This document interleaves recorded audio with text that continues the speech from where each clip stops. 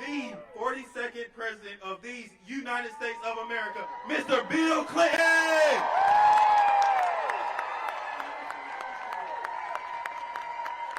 Whoa. Let's give him a hand. He did a good job, didn't he? Thanks, Paul. Well, first of all, hello. I want to thank Mayor Marianne Baldwin, Shanika Thomas, Wake County Commissioner, Raleigh City Councilmember Corey Branch, State Senator Natasha Marcus, State Representative Wesley Harris, State Representative Yalu, and my good friend, your former governor, Mike Easley, who came in here with me. Thank you. I've been here 3.5 days, and I've been mostly in eastern North Carolina, and I'll never forget, I've studied all these elections, and I think you gotta win Wake County big and get the registered Democrats in Mecklenburg to vote in higher rates than they normally do and win in the East. And I got really tickled when the Republicans, I noticed Donald Trump was in Georgia with Marjorie Taylor Greene. And look, she's just being true to her master. But she said it was so unfair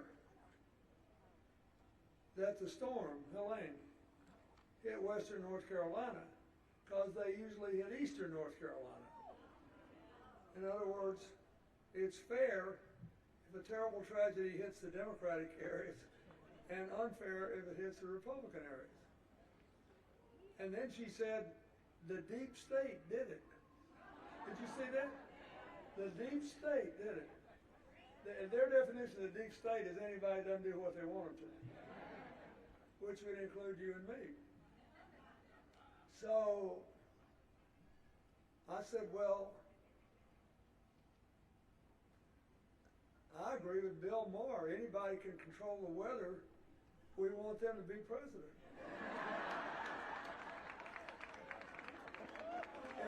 If Kamala Harris's dark network can control the weather, she ought to, 75% of the people ought to vote for her. I mean, sometimes you can't believe what they say. And I've been doing this a long time. And, yeah, thank you. And I can honestly say that I'm somehow still at a loss for words when I see what the other guys are saying and doing. I mean, he calls us the enemy within. That's, if you're not with them, that's who you are, the enemy. And he says that they might have to call out the Army, or at least the National Guard. And I guess Hillary and I made the list. So I want you to elect Kamala Harris because I don't want her coming after me in my old age. But I'll tell you what, I've already got it planned. Because we're all laughing, but he will do this. He will do this. As you read that 2025 report. The other day, Donald Trump had a telephone call, big Zoom call with a very conservative Christian group, and he said, and he acknowledged this, by the way, we got to take stuff. He said, you have to come out and vote for me one more time if we're going to make America great again. But if you do vote for me one more time, you will never have to vote again, because by next time I'll have it rigged so we win regardless. I didn't say that, he did.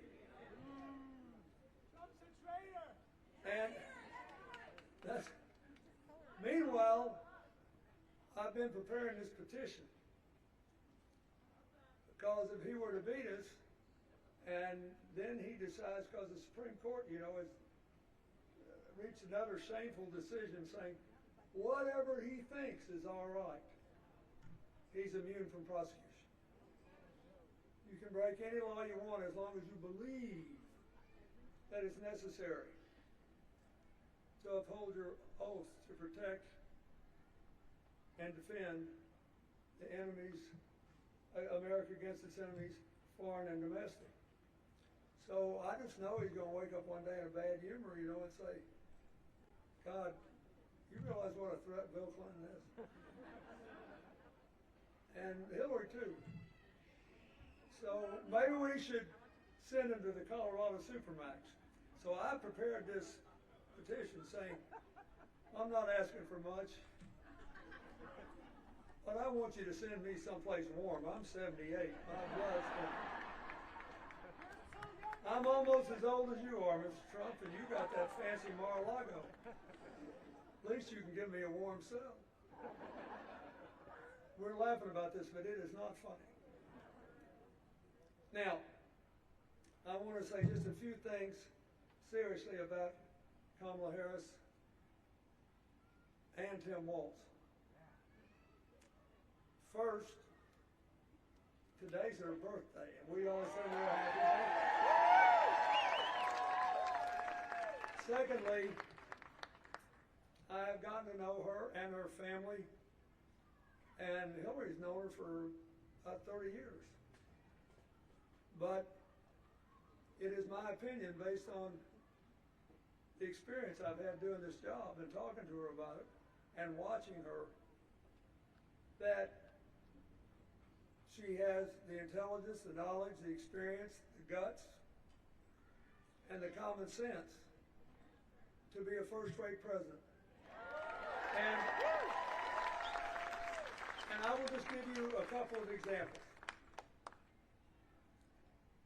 Trump's argument seems to be, you have to vote for us because when I was there, we had a good economy until COVID. And we've got an economy with too much inflation now. It's a disaster. Everybody knows it's a disaster. I remember in 2016, he told everybody our economy was a disaster, right? And in the previous 2 years under President Obama, we'd had a lot of new jobs. What happened? People didn't feel it yet. There's always a lag time, right? So he inherits this Obama recovery, has 2 more good years, although they're not quite as good as the 2 before him, and claims he did it all. And then he kept saying there was nothing to COVID, we wasn't going to hit America, and then it was just going to be here a day or two, and all that stuff he said. And so now he's trying to do a second act. Now we are about to finish the 4 years with the largest number of new jobs of any 4-year period in America. And what's his shtick? Oh, it's horrible, it's horrible. And then, you know, it'll keep going, and he thinks he can do just what he did before. People say, look how great it was the minute I took the oath of office. It's been horrible, but it'll be a new day. And you got to take that seriously because he has people who will believe whatever he says. And I just, you know, I couldn't believe it. But here's what I want you to know. The one thing that's true is that there's inflation, all right, but he didn't say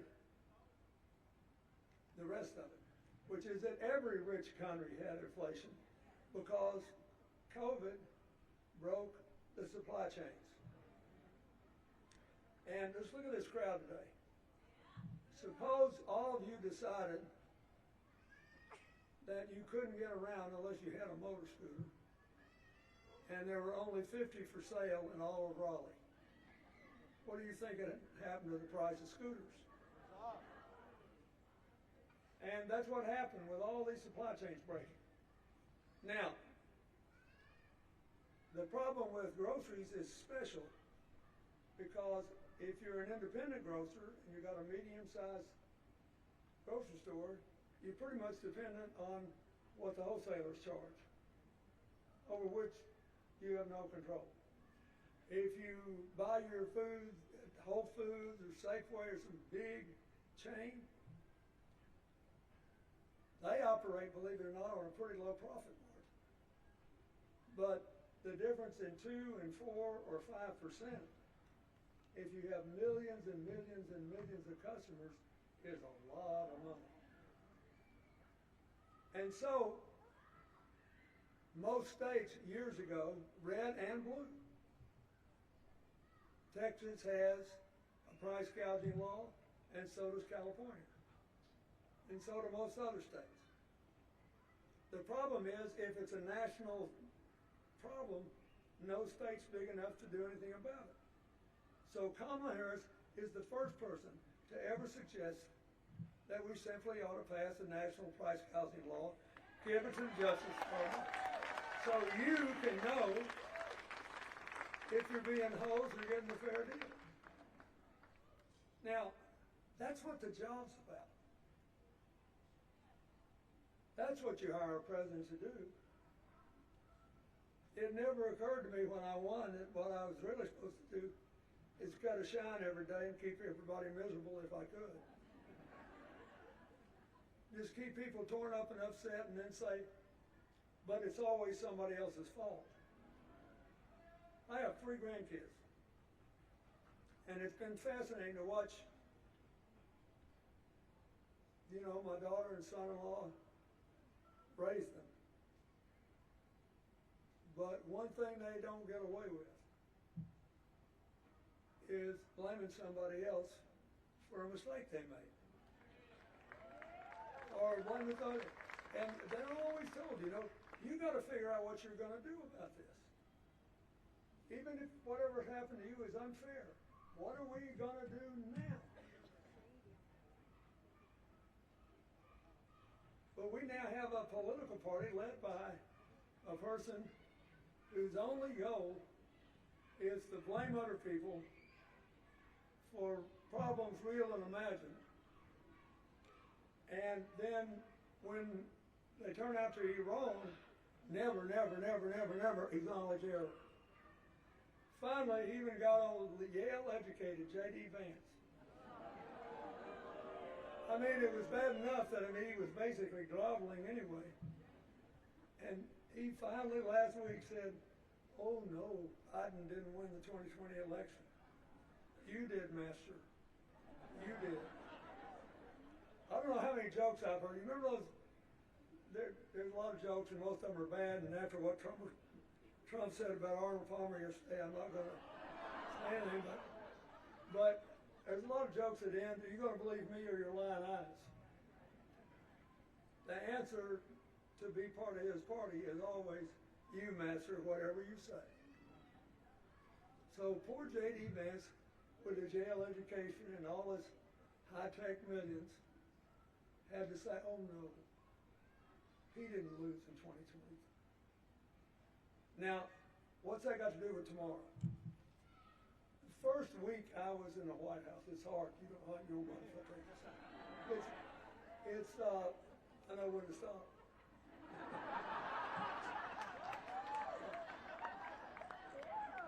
I couldn't believe Trump saying all that. It's after 50, we all look better with our clothes on. But anyway, the first week I brought all these young people who work for me in, and I told them, I said, you're going to read something new in the newspaper every day or see it on the evening news, and people are going to be torn up and upset. I said, if you ever come into this office one time and tell me something you don't believe just because you think that's what I want to hear, I might as well run the whole place with a computer. We need diverse opinions. We need diverse experiences. And we need people who are not afraid to have honest debates. And you will never be sidelined, never be fired, never be treated bad because you disagree with me or anybody else. We need to hear it. That's why you're here. Now, if I make a decision and you can't live with it, the honorable thing is not to call and distort everything in a leaked telephone conversation. The honorable thing is to simply say, I can't live with this, and I have to step away. And if you do that, I will give you a glowing recommendation, because I don't mind people disagreeing with me. A broken clock is right twice a day, and no human being is right all the time. So serious people are fated to spend our fleeting lives trying to get as far away from twice a day as possible and as close to being right as they can, knowing they'll never get there. And I have to tell you, that may be the most important thing about this whole election, because they're going to try to repeal the Affordable Health Care again. They're going to try to go back to ending the protections we give to people who have pre-existing conditions. And no matter how much, I almost gagged in the vice presidential debate. Y'all hear that when Senator Vance said, well, all Donald Trump did was stabilize it. I'm sure he meant the truth. I'm sure he meant to say he tried to stick a stake in it. You remember that? He tried to repeal the protections for pre-existing conditions. And only John McCain, bless his soul, saved it.